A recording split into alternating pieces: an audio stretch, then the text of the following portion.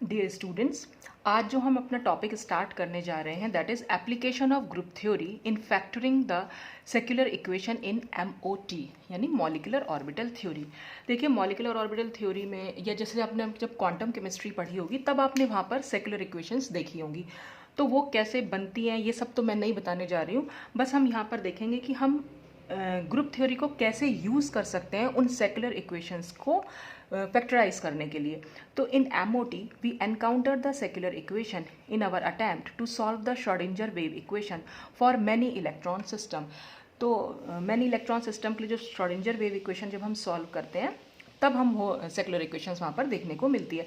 For example, for a molecule containing pi electron in conjugated system, ये जो हम apply कर रहे हैं सेक्युलर इक्वेशंस, ये जनरली हम कॉन्जुगेटेड सिस्टम्स के लिए बनाते हैं। The direct solution of the secular equation involves considerable labour on the digital computer. तो जब हम उन सेक्युलर इक्वेशंस को सॉल्व करना चाहें तो डायरेक्टली जो सोल्यूशन हम जब उनको सॉल्व करने की कोशिश करते हैं तो हमें ज़रूरत पड़ती है डिजिटल कंप्यूटर की, तो काफ़ी लेबोरियस वर्क हो जाता है वो। However, symmetry properties of such a molecule enable the reduction of the n into n determinant to a set of smaller order determinants so that the energy can be easily obtained without using a computer। तो देखिए, जो secular equation होती है उससे हम secular determinant बनाते हैं, फिर उन सेक्युलर डिटर्मिनेंट को हम सॉल्व करते हैं एनर्जी ऑफ द सिस्टम निकालने के लिए। और वो डिटर्मिनेंट्स के ऑर्डर्स होते हैं डिफरेंट डिफरेंट, जितने भी वहाँ पर हमने पाई इलेक्ट्रॉन्स यूज़ किए हैं, जितने भी हमने एटॉमिक ऑर्बिटल वहाँ पर यूज़ किए हुए होंगे। जैसे नेफ्थलीन का केस देखें, नेफ्थलीन में हमारे पास कुल मिलाकर होंगे 10 एटम्स, तो वहाँ पर जो डिटर्मिनेंट बनेंगे वो 10 into 10 ऑर्डर के बनेंगे। अब उनको सॉल्व करना कंप्यूटर पर फिर वही एक बहुत ही बड़ा काम हो जाएगा हमारे लिए। तो उसको ईजी करने के लिए हम क्या करते हैं, उस बड़े ऑर्डर वाले डिटर्मिनेंट को एक छोटे ऑर्डर वाले डिटर्मिनेंट में फैक्टराइज कर लेते हैं with the help of group theory, और फिर हम एनर्जी जो है कैलकुलेट कर सकते हैं और वहाँ पर हमें कंप्यूटर की हेल्प लेने की ज़रूरत नहीं पड़ेगी।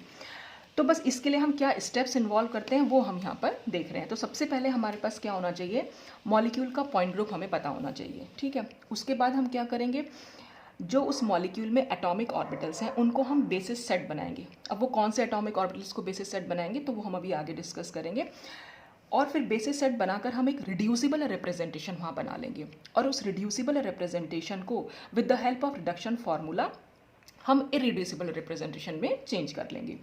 फिर थर्ड स्टेप में क्या करेंगे, उन बेसिस ऑर्बिटल्स का हम SALCs बनाएंगे। SALCs का भी मैं एक पूरा वीडियो बना चुकी हूँ। प्रोजेक्शन ऑपरेटर की हेल्प से हम वो SALCs बनाते हैं, symmetry adapted linear combination of atomic orbitals, ठीक है।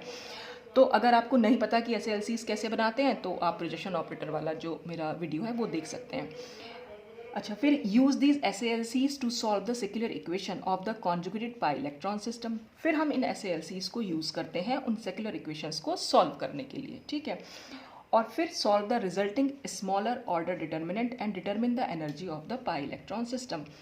फिर वो बड़े ऑर्डर वाला डिटर्मिनेंट जो है वो स्मॉलर ऑर्डर में जो डिटर्मिनेंट में जब चेंज हो जाता है तब हम energy of the pi electron system calculate करते हैं। तो ये 5 स्टेप हम यूज़ करते हैं बड़ी सेक्युलर इक्वेशन या बड़े सेक्युलर डिटर्मिनेंट को छोटे सेक्युलर डिटर्मिनेंट में फैक्टराइज करने के लिए। तो हो सकता है अभी आपको कुछ ना समझ में आ रहा हो इस पेज में, लेकिन जैसे हम एग्जाम्पल देखेंगे तब आप इसको समझ पाएंगे। तो नेक्स्ट पेज पे मैं इसका एग्जाम्पल देख रहे हैं। हमने ये एग्जाम्पल ले लिया ट्रांस 1,3 ब्यूटाडाइन। ये मैंने स्ट्रक्चर यहाँ बना रखा है। एक्चुअली ये वीडियो मेरे को दोबारा बनाना पड़ रहा है, तो जब मैंने पहली बार ये वीडियो बनाया था समझाने के लिए यहाँ पर बना दिया था, तो इसलिए ये ऑलरेडी बना हुआ है यहाँ पर। तो ब्यूटाडाइन क्या होती है, CH2 double bond CS CS double bond CH2। और ये जो मैंने p ऑर्बिटल्स यहाँ बना रखे हैं, क्योंकि पाई इलेक्ट्रॉन सिस्टम में पाई बॉन्ड जो बन रहा है इनके बीच में, तो ये मैंने यहाँ पर इनके कार्बन के जो है 2pz ऑर्बिटल्स, जो 2pz ऑर्बिटल जो सिग्मा बॉन्ड के प्लेन के परपेंडिकुलर यानी इस तरीके से खड़े हुए हैं। अगर 4 कार्बन एटम ले लें तो हर कार्बन एटम पर एक एक p ऑर्बिटल इस तरह से खड़ा हुआ है, ठीक है। तो with the help of HMO theory we have found that the secular determinant for this molecule is. अब ये इसके सेक्युलर डिटर्मिनेंट निकल के आए। ये first row, second row, third row, fourth row, ये first column, second column, third column, fourth column, ठीक है। अब ये कैसे बन के आया ये तो आप क्वांटम केमिस्ट्री में समझिएगा, मतलब वहीं से। मैंने तो अभी तक कोई वीडियो नहीं बनाया, तो जब कभी मैं क्वांटम पढ़ाऊंगी तभी बता सकती हूँ, तो बहुत डिटेल में मैं नहीं जा रही हूँ, पर थोड़ा सा एक थोड़ा सा आइडिया मैं दे देती हूँ कि आपने देखा भी होगा क्वांटम केमिस्ट्री में हम H-E एक इक्वेशन यूज़ कर लेते हैं, तो उसी की हेल्प से ये सेक्युलर डिटर्मिनेंट्स जो है हमने यहाँ बना ले रहे हैं। और ये 1 1 1 2 1 3 1 4 एक्चुअल में आप ये समझ लीजिए कि मैट्रिक्स हो गई, और ये इसका 1 1 एलिमेंट हो गया, ये 1 2 एलिमेंट, ये 1 3 1 4, इसी तरह से मैंने ये सारे एलिमेंट्स यहाँ पर लिख दिए हैं। अब यहाँ पर हम इसी को हकल अप्रॉक्स, ये बनता है हकल मॉलिकुलर ऑर्बिटल थ्योरी की हेल्प से, HMO थ्योरी, ठीक है। और यहाँ पर इसको फिर हम इस फॉर्म में चेंज करने के लिए हम यहाँ पर हकल अप्रॉक्सीमेशंस लगाते हैं। अब वो अप्रॉक्सीमेशंस क्या है थोड़ा सा मैं बताना चाहूँगी यहाँ पर। जैसे HII का मतलब दोनों डिजिट्स जो हैं यहाँ पे जो दोनों नंबर्स लिखे हैं वो दोनों सेम है। अगर वो दोनों सेम हैं तो हम उसे अल्फा से डिनोट करते हैं, और इसको अल्फा को हम बोल देते हैं कूलम इंटीग्रल। और ये कूलम इंटीग्रल क्या करता है, ये एनर्जी ऑफ एटॉमिक ऑर्बिटल हमें बताता है, ठीक। तो इसलिए जितने भी सिमिलर नंबर वाले H हैं, H11 H22 H33 H44, सबके लिए हम अल्फा लिखेंगे। तो अगर आप यहाँ पर नोटिस करें जो जितने भी हमारे डायगोनल एलिमेंट्स हैं, ये सब डायगोनल एलिमेंट्स हैं, सब में जो H हैं वो सिमिलर नंबर्स वाले हैं, ये 1 1 2 2 1 3 3 4 4, इसीलिए यहाँ पर डायगोनल एलिमेंट्स में हमारा अल्फा आया है, ठीक है। अच्छा, उसके बाद HIJ का मतलब जब दोनों नंबर डिफर कर रहे हो, तो जब दोनों नंबर डिफर कर रहे हो तो आपको वहाँ पर एक चीज़ नोटिस करनी है, ये एक्चुअल में 1 2 3 4 हमारे एटम समझ लीजिए, कार्बन एटम जो हमारे ट्रांसब्यूटाडाइन इस तरह से बनेगी, सिस हमारी बनती है कुछ इस तरीके से, ये बनी हमारी ट्रांस, तो ये कार्बन 1 कार्बन 2 कार्बन 3 कार्बन 4। तो अगर मैं यहाँ पर 1 2 लिख दूँ, सपोज जैसे ये H12 लिखा है, तो हमें सिर्फ ये चेक करना है कि क्या ये 1 और 2 डायरेक्टली बॉन्डेड है। अगर ये डायरेक्टली बॉन्डेड है तब तो हम लिखेंगे बीटा, और बीटा हमारा होता है रेजोनेंस इंटीग्रल। और अगर ये अगर ये डायरेक्टली बॉन्डेड नहीं है तो HIJ की वैल्यू हो जाएगी 0, ठीक है। तो इस तरह से हम इसमें यहाँ पर बीटा या 0 लिख सकते हैं जब ये दोनों नंबर डिफर कर रहे हो। अब SIJ होता है हमारा ओवरलैप इंटीग्रल। अब ये ओवरलैप इंटीग्रल में इसकी वैल्यू 1 भी हो सकती है, 0 भी हो सकती है। कैसे? अगर ये दोनों नंबर सिमिलर हुए तब तो वैल्यू हो जाएगी 1, और अगर ये दोनों नंबर डिफर हुए तब वैल्यू हो जाएगी 0। तो बस यही हमने हकल अप्रॉक्सीमेशन यहाँ पर लगाने हैं, और फिर हमारी ये वाली इक्वेशन यहाँ निकल के आ जाएगी। देखिए H11 के लिए हम अल्फा लिखेंगे, अल्फा माइनस E लिखा, और S11 क्योंकि सिमिलर नंबर है तो 1 आ जाएगा, और E इंटू 1 हो जाएगा, तो जब E इंटू 1 हो जाएगा तो वो E रहेगा, तो अल्फा माइनस E, ठीक। यहाँ H12 है, 1 2 यहाँ पर डायरेक्टली बॉन्डेड है, इसलिए हमने H12 के लिए बीटा लिखा, फिर माइनस, फिर E S12 क्योंकि S12 में दोनों नंबर डिफर करें, जब दोनों नंबर डिफर करते हैं तो वैल्यू 0, तो जब E को 0 से मल्टीप्लाई करेंगे तो ये वैल्यू 0 हो जाएगी, तो यहाँ पर आ जाएगा बीटा। फिर H13 में फिर से हमें देखना है कि 1 और 3 कार्बन एटम्स क्या एक दूसरे से डायरेक्टली बॉन्डेड है, नहीं है, तो ये वैल्यू तो 0 हो जाएगी, और S13 तो अपने आप ही 0, तो ये पूरी वैल्यू 0, ऐसे ही S14 वाली पूरी वैल्यू 0। तो ये सारे इसी बेसिस पर हमने ये ऐसे हमारे सेक्युलर डिटर्मिनेंट्स जो है वो निकल के आते हैं, ठीक।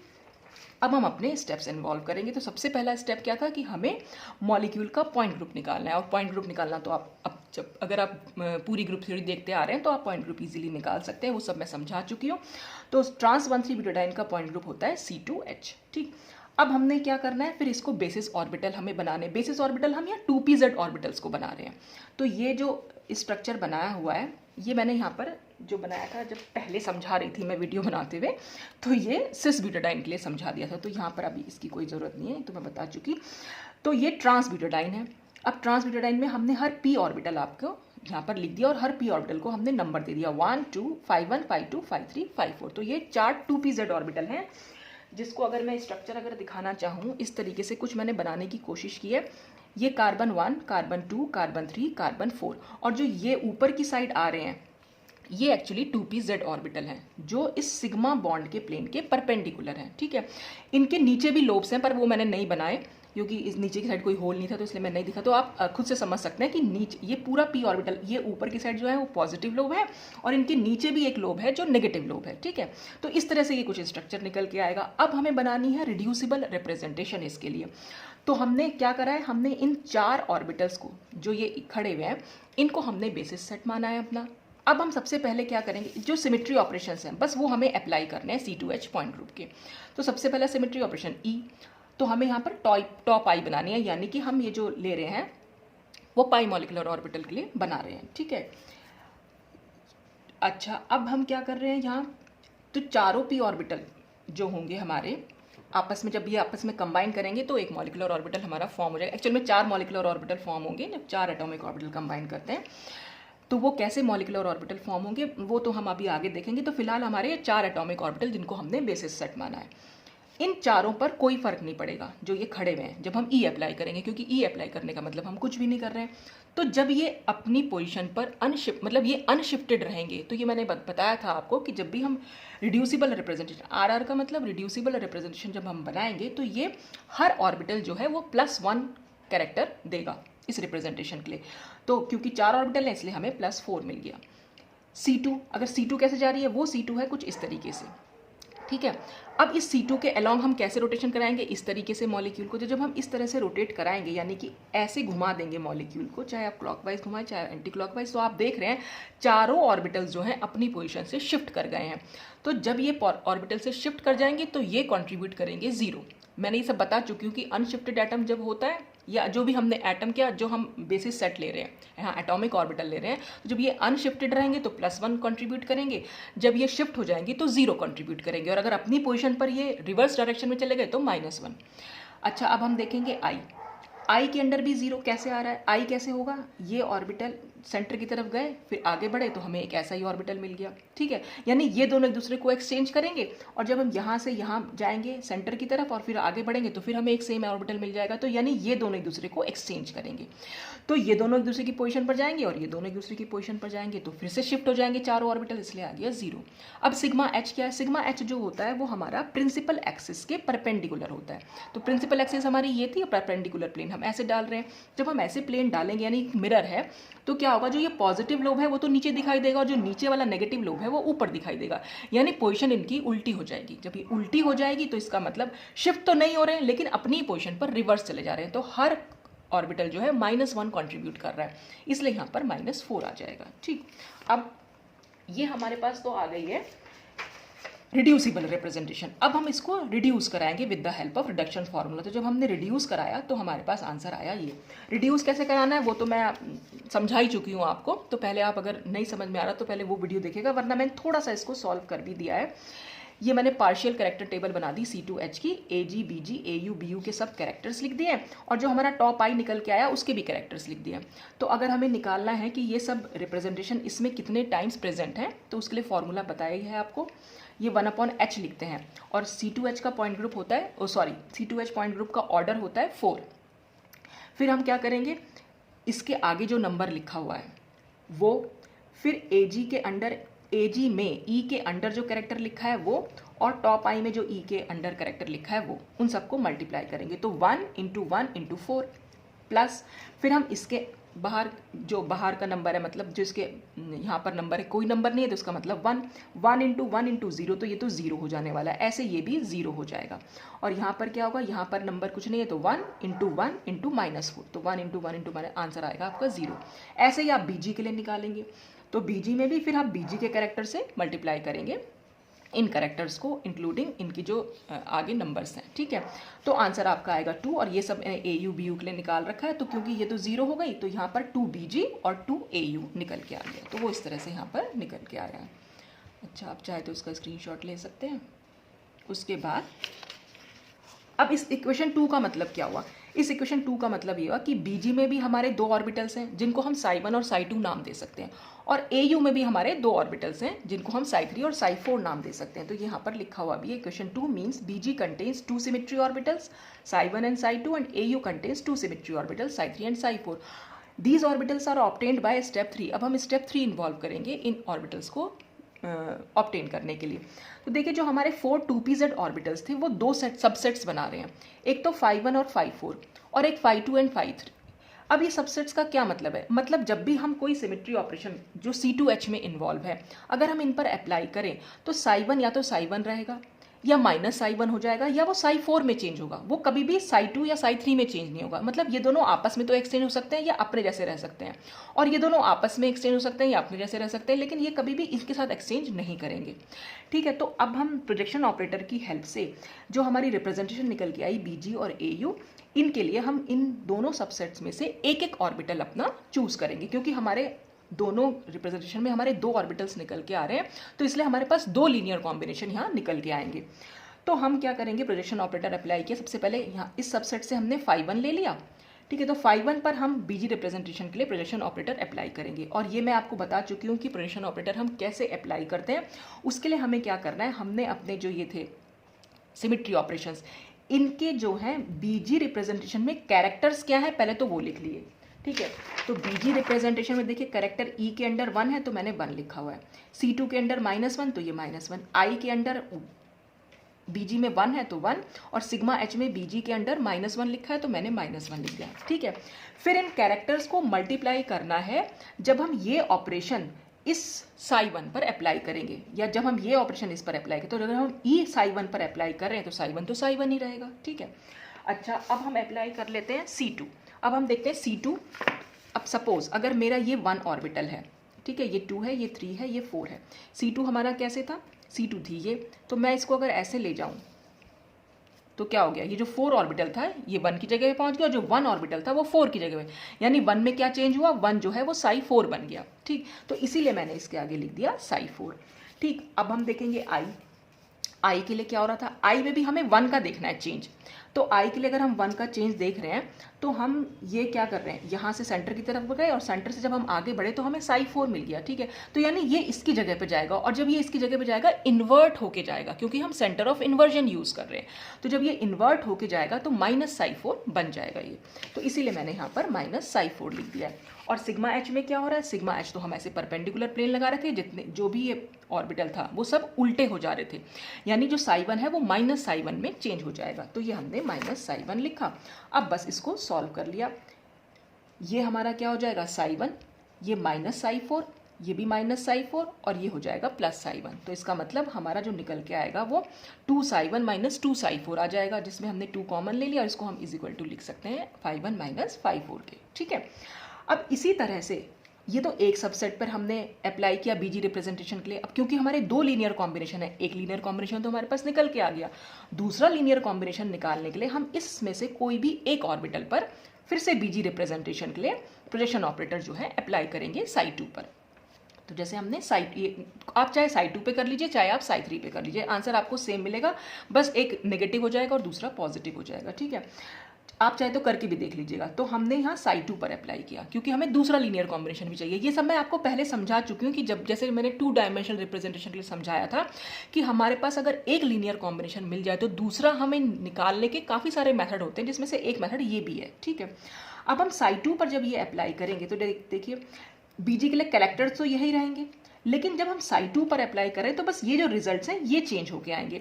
और ये किस में चेंज होंगे, या तो ये psi 2 में चेंज होंगे या ये psi 3 में चेंज होंगे। देखिए कैसे, मैंने सॉल्व नहीं किया, बस आपको समझा दे रही हूँ। देखिए अब यहाँ पर क्या हो जाएगा, ये जो psi 2 पर अगर मैं ई अप्लाई करूँ तो वो psi 2 ही रहेगा, ठीक है। फिर उसके बाद क्या है, psi 2 पर अगर मैं C2 अप्लाई करूँ तो psi 2 क्या बन जाएगा, वो psi 3 बन जाएगा। कैसे, ये ऐसे है, इसके अराउंड में घुमाऊंगी तो ये psi 2 है तो ये यहाँ पहुँच जाएगा, तो इसलिए ये psi 3 बनेगा, ठीक। अच्छा फिर क्या है, आई जब मैं अप्लाई कर रही हूँ psi 2 पर तो वो भी psi 3 पर जाएगा, लेकिन उल्टा होके जाएगा, तो ये -psi 3 बन जाएगा, ठीक है। और सिग्मा एच तो -psi 2 हो, ये -psi 2 हो जाएगा। और फिर इनके आगे हम इनका कैरेक्टर, जो ये कैरेक्टर्स लिखे हुए हैं, ये कैरेक्टर आप यहाँ लिख के फिर मल्टीप्लाई करेंगे तो आपके पास आंसर psi 2 - psi 3 आएगा, तो ये हो जाएगा psi 2 - psi 3।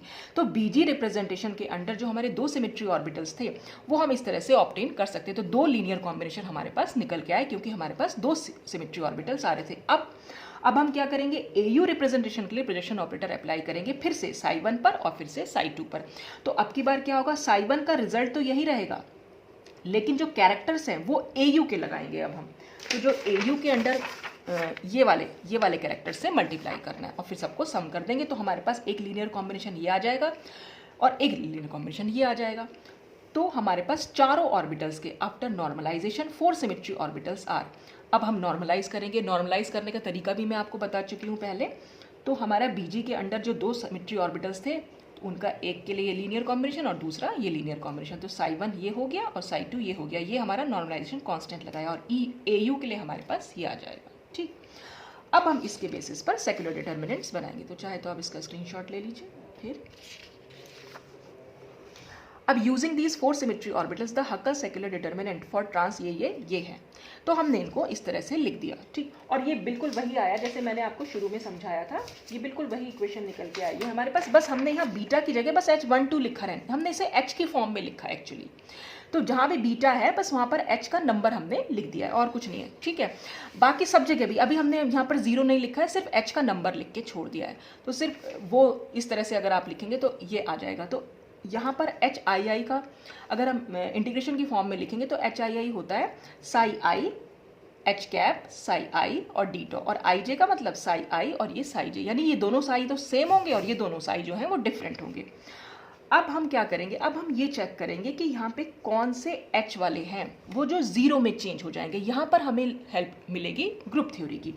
Now we have to सी, क्योंकि अभी हमारे पास क्या है, ये 4 into 4 सेक्युलर डिटर्मिनेंट निकल के आए हैं। 4 into 4 ऑर्डर कैसे हुआ, 1 2 3 4 और 1 2 3 4, तो 4 into 4 सेक्युलर डिटर्मिनेंट निकल के आए हैं। तो ये बड़ी एक बड़े ऑर्डर की निकल के आई, तो अब हम इसे छोटे ऑर्डर के सेक्युलर डिटर्मिनेंट में चेंज कर लेंगे। तो अब हम यहाँ यही देख रहे हैं, now we have to see which matrix element Hij in equation 3 is equal to 0। कौन सा वाला जो है वो Hij 0 हो जाएगा। अब इसमें हमें ग्रुप थ्योरी ने एक हेल्प करी कि knowing the fact that the matrix element psi i psi j d tau is 0 unless psi i and psi j belong to same I R माने इरिड्यूसिबल रिप्रेजेंटेशन। अब हमें सिर्फ इतना चेक करना है कि ये साई आई और साई जे क्या ये दोनों सिमिलर हैं। अगर ये दोनों सिमिलर हैं तो इस इंटीग्रल का आंसर हो जाएगा हमारा नॉन ज़ीरो, और अगर ये डिफरेंट है तो इनका आंसर हो जाएगा 0, ठीक है। तो अब हम ये चेक कर लेते हैं। यहाँ पर H11 माइनस ई, क्योंकि दोनों सिमिलर हैं, ये दोनों 1 1 का मतलब यहाँ पर साई 1 और साई 1 से है, ठीक है। अब हमें सिर्फ ये देखना है कि, और साई 1 तो क्योंकि हमारी सेम रिप्रेजेंटेशन में ही है, देखिए यहाँ पर जो निकला था हमारा, ये मैं आपको दिखाऊँ, साई 1 बीजी में ही है, तो दोनों ही बीजी में है, तो दोनों सेम रिप्रेजेंटेशन में, इसलिए H11 माइनस ई लिखा रहा। अब हम H12 देख रहे हैं, देखिए H1 यानी साई 1 और साई 2, मतलब H12 कैसे निकालेंगे, H12 हम ऐसे निकालेंगे कि साई 1 लिखेंगे यहाँ पर और यहाँ पर साई 2 लिखेंगे। तो ये दोनों रिप्रेजेंटेशन को हमें चेक करना है, मतलब दोनों साइज को हमें चेक करना है कि क्या वो सेम रिप्रेजेंटेशन में है या नहीं। तो साई 1 और साई 2 दोनों के लिए जो रिप्रेजेंटेशन है वो बीजी है, यानी कि दोनों की सेम रिप्रेजेंटेशन में है। जब दोनों सेम रिप्रेजेंटेशन में है तो ये नॉन जीरो वैल्यू होगी, इसलिए हमने H12 लिखा।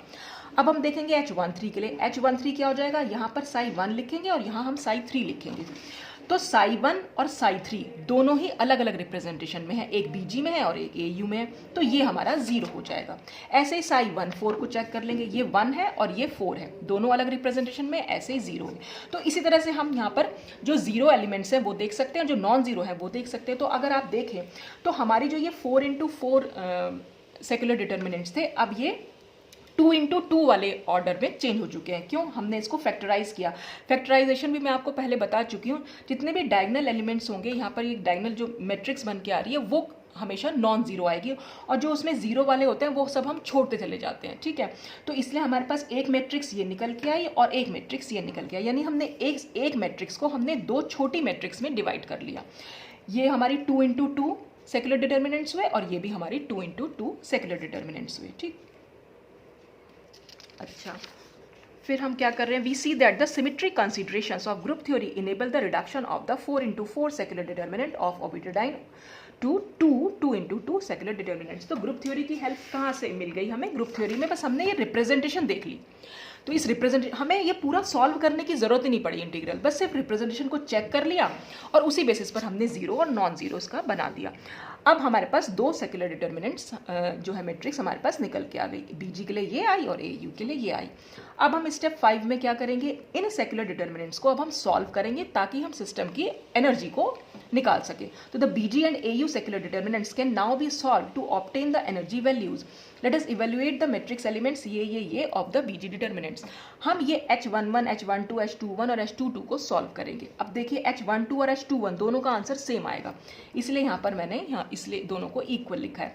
जब ये दोनों डिजिट सेम होती हैं लेकिन आगे पीछे होती हैं तो दोनों का आंसर सेम ही आएगा।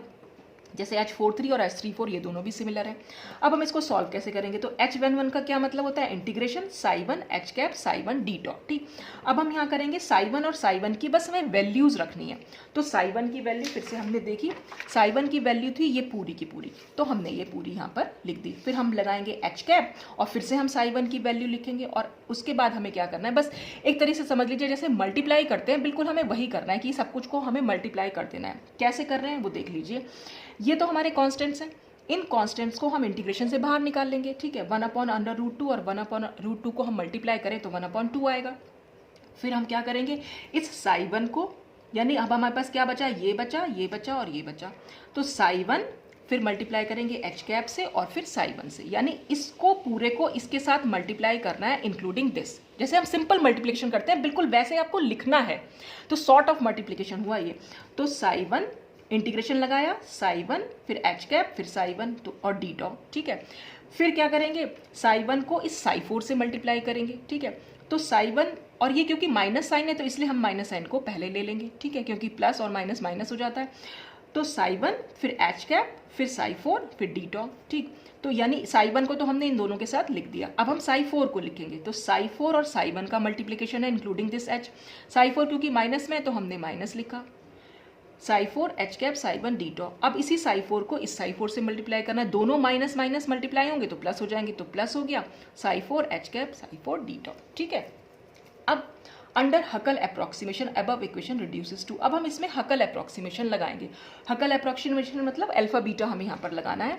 तो अगर आप देखें ये जब दोनों सिमिलर होती हैं तो हम उसके लिए अल्फा लिखते हैं, ये मैं पहले बता ही चुकी हूँ। ठीक है, यहाँ पर हमने जो हकल अप्रोक्सीमेशन शुरू में बताए थे, जब दोनों सिमिलर हैं तो हमने उसके लिए अल्फा लिखा। ये 1 है और ये 4 है, तो हमें सिर्फ ये देखना है क्योंकि दोनों अलग अलग आ रहे हैं और दोनों जब अलग अलग आते हैं तो हमें सिर्फ ये चेक करना है कि क्या ये 5 1 5 4 डायरेक्टली अटैच्ड है, लेकिन ये तो डायरेक्टली अटैच नहीं है, 1 इधर है तो 4 आगे जाके है। ठीक है, तो जब ये डायरेक्टली अटैच नहीं है तो इसकी वैल्यू हो जाएगी 0, ऐसे ही 4 1 की वैल्यू भी 0 हो जाएगी और 4 4 क्योंकि दोनों सिमिलर है इसलिए हो गई अल्फा। जब हमने इसको सॉल्व किया तो हमारा आंसर आया अल्फा। ऐसे ही हम H12 को सॉल्व करेंगे, H11 हमने सॉल्व कर लिया, H12 सॉल्व करेंगे। जब हमने H12 सॉल्व किया तो हम क्या करेंगे, एक psi1 हो जाएगा और दूसरा psi2 हो जाएगा। ये फॉर्मूला लगाया, यहाँ पर psi1 की वैल्यू रखी और फिर हमने psi2 की वैल्यू रखी। तो psi2 की वैल्यू हम यहाँ से देख सकते हैं, ये आ रही है हमारी बीजी के रिप्रेजेंटेशन के अंडर, तो हमने ये लिख दिया। फिर से वैसे जैसे हमने सब कुछ मल्टीप्लाई किया था, 1/√2 को बाहर निकाला, फिर psi1 h cap psi2, psi1 h cap psi3, फिर psi4 h कैप psi2 और psi4 h कैप psi3 और फिर साइन आपको चेक करना है, साइन इसके साथ लगाया। अब हम देखेंगे psi1 और psi2 क्या डायरेक्टली बॉन्डेड, क्योंकि दोनों अलग अलग हैं। जब दोनों अलग अलग होते हैं तो हमें सिर्फ ये देखना है कि वो क्या डायरेक्टली बॉन्डेड है या नहीं। डायरेक्टली बॉन्डेड होते हैं तो हम बीटा लिखते हैं, तो psi1 और psi2 तो डायरेक्टली बॉन्डेड है। स्ट्रक्चर में भी अगर आप देखें ये psi1 है और ये psi2 तो डायरेक्टली बॉन्डेड है तो बीटा। 1 और 3 डायरेक्टली बॉन्डेड नहीं है तो 0, 4 और 2 डायरेक्टली बॉन्डेड नहीं है तो 0, 4 और 3 फिर से डायरेक्टली बॉन्डेड है। देख रहे हैं आप, ये 4 है ये 3 है, डायरेक्टली बॉन्डेड है इसलिए बीटा। फिर इसको सॉल्व किया तो बीटा लिखा। ठीक ऐसे ही हम H22 के लिए निकालेंगे। H22 के लिए मैंने सॉल्व नहीं किया, आप अपने आप से निकाल के देखिएगा, आंसर आएगा अल्फा माइनस बीटा। अब यही सारी वैल्यूज़ जो हमने लिखी वो बीजी डिटर्मिनेंट में हम इसको पुट कर देंगे। तो हमारा H11 की वैल्यू निकली थी अल्फा, तो हमने H11 की जगह अल्फा लिखा, माइनस ई लिख दिया। H12 की वैल्यू निकली हमारी बीटा, तो हमने बीटा लिख दिया। H21 भी हमारा H12 वाली वैल्यू आएगी तो हमने लिखा बीटा। H22 की वैल्यू हमारी आई अल्फा माइनस बीटा, तो हमने लिखा अल्फा माइनस बीटा, और क्योंकि माइनस ई यहाँ पर पहले से है तो हमने इसको माइनस ई लिख दिया। अब ठीक ऐसे ही हम AU डिटर्मिनेंट्स हम यहाँ पर कैलकुलेट कर सकते हैं, H33 H34 H44। तो ये मैंने कैलकुलेट पहले से ही कर रखा है, आप खुद से करके देखिएगा, यही आंसर आएगा। और फिर हम इसको सब्स्टिट्यूट कर देंगे AU डिटर्मिनेंट में। ये हमने यहाँ पर AU डिटर्मिनेंट के लिए कर दिया। अब हम क्या करेंगे, फिर से हम BG डिटर्मिनेंट पे वापस जाते हैं। अब हम क्या करेंगे, जितने भी हमारे मैट्रिक्स एलिमेंट है सबको हम बीटा से डिवाइड करेंगे। तो अल्फा माइनस ई अपॉन बीटा हो जाएगा, ये बीटा अपॉन बीटा हो जाएगा, ये बीटा अपॉन बीटा हो जाएगा, अल्फा माइनस बीटा माइनस ई अपॉन बीटा हो जाएगा। और यहाँ पर हम क्या कर रहे हैं, अल्फा माइनस ई अपॉन बीटा के इज इक्वल टू हम x लिख रहे हैं। तो इसकी जगह हम x लिख सकते हैं। बीटा अपॉन बीटा तो 1 हो जाएगा, ये भी बीटा अपॉन बीटा 1 हो जाएगा, और इसको अगर हम बीटा से डिवाइड करेंगे तो आंसर हमारा x माइनस 1 आएगा।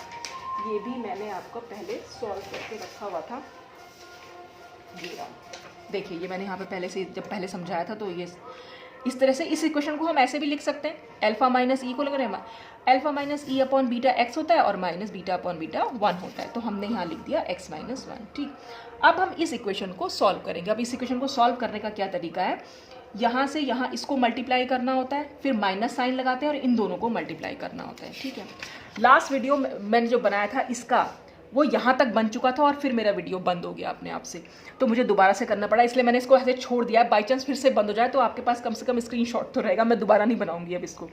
तो हमने मल्टीप्लाई किया x को x माइनस 1 से, फिर माइनस साइन लगाया, 1 को 1 से मल्टीप्लाई करने पर 1 आया, ये सॉल्व किया। अब इसको सॉल्व करके हमारे पास ये आया। अब हम इसकी रूट्स निकालेंगे। ये सब आपने शायद मैथ्स में पढ़ा होगा, अगर नहीं पढ़ा है तो बस मैं बता ही रही हूँ कि इसको कैसे सॉल्व करते हैं। तो हम रूट्स निकालने के लिए यहाँ फॉर्मूला लगाते हैं ये। अब यहाँ पर बी ए सी क्या है, ये कोफिशिएंट्स हैं इस इक्वेशन के। ये ए है, यहाँ बी है और ये सी है। क्योंकि इसके आगे कुछ नहीं लिखा है तो इसका कोफिशिएंट +1 हो जाएगा। यहाँ पर माइनस साइन है, लिखा तो कुछ नहीं है, तो ऊपर 1 है तो इसलिए b इज इक्वल टू -1 हो जाएगा और c तो हमारा -1 है ही। तो बस ये वैल्यूज़ हमें इसमें पुट करनी है। तो जब ये वैल्यूज़ हम इसमें पुट करेंगे, देखिए ये भी मैंने आपको यहाँ पर समझा दिया था, b की वैल्यू हमारी -1 है और माइनस साइन यहाँ पहले से लगा हुआ है तो -1 हो जाएगा। और क्योंकि ये प्लस माइनस है तो पहले हम प्लस के लिए निकाल के देख लेते हैं। तो हमने प्लस साइन लगाया, अंडर रूट b का स्क्वायर करना है तो -1 का हमने स्क्वायर किया तो ये 1 हो गया माइनस, और फिर से हमने 4 इंटू a की वैल्यू 1 है और c की वैल्यू है -1। तो जब हम इसको सॉल्व करेंगे तो हमारा आंसर आ जाएगा ये। और दूसरी बार हम इसको माइनस के लिए सॉल्व कर लेंगे तो ये माइनस के लिए हमारी ये वैल्यू आ जाएगी। अब हमें एनर्जी की वैल्यू को कैलकुलेट करना है। एनर्जी की वैल्यू हमें ये वाली इक्वेशन से मिल जाएगी। यहाँ पर हमें सिर्फ x की वैल्यू रखनी है और एनर्जी को हम इस तरह से कैलकुलेट कर सकते हैं। तो E इज इक्वल टू, मतलब फर्स्ट वैल्यू के लिए तो E1 हो जाएगा, बीजी ऑर्बिटल के लिए हम निकालने जा रहे हैं तो अल्फा माइनस हमारा हो जाएगा ये वाली वैल्यू x की हो गई और फिर beta, E is equal to alpha minus x की वैल्यू और फिर बीटा। इसको आप सॉल्व कर लीजिए। इसको सॉल्व करने का तरीका 1/2 प्लस अंडर रूट 5/2, तो आंसर आपका 1.618 आएगा। बीटा ऑलरेडी यहाँ पर लिखा हुआ है। ऐसे ही आप E2 को सॉल्व कर लेंगे तो हमारे पास जो 2 ऑर्बिटल्स बीजी के अंडर आए थे उन दोनों की एनर्जी हमारे पास निकल के आ गई। अब हम इसे AU डिटर्मिनेंट के लिए ऐसे सॉल्व करेंगे तो AU डिटर्मिनेंट के लिए हमारी इक्वेशन ये निकल के आ गई। और यहाँ पर A की वैल्यू क्या हो जाएगी, यहाँ पर A की वैल्यू है +1, B की वैल्यू भी यहाँ +1 है और C तो यहाँ पर -1 है। तो हमारे पास कुछ इस तरह से x की, ये मैंने इकट्ठा लिख दिया, ये जो दोनों वैल्यू अलग अलग करके लिखी थी यहाँ पर मैंने दोनों को एक साथ लिख दिया है। एक बार आप प्लस में ले लीजिए, एक बार इसको माइनस में ले लीजिए, फिर इसी तरह से आपने E3 और E4 की वैल्यू इस तरह से इसी इक्वेशन में रख के निकाल लेनी है तो आपके पास ये वैल्यूज़ आ जाएंगी। तो हमारे पास जो AU के अंडर 2 ऑर्बिटल्स आए थे उनकी भी एनर्जी हम इस तरह से निकाल सकते हैं। तो आपने देखा कि हम जो इतनी बड़े सेक्युलर डिटर्मिनेंट, जो बड़े बड़े ऑर्डर के सेक्युलर डिटर्मिनेंट्स होते हैं उनको हम छोटे ऑर्डर में फैक्टराइज कर सकते हैं with the help of group theory. तो यही समझाने की इसमें कोशिश की गई थी। तो आज के लिए बस इतना ही। Thanks for watching.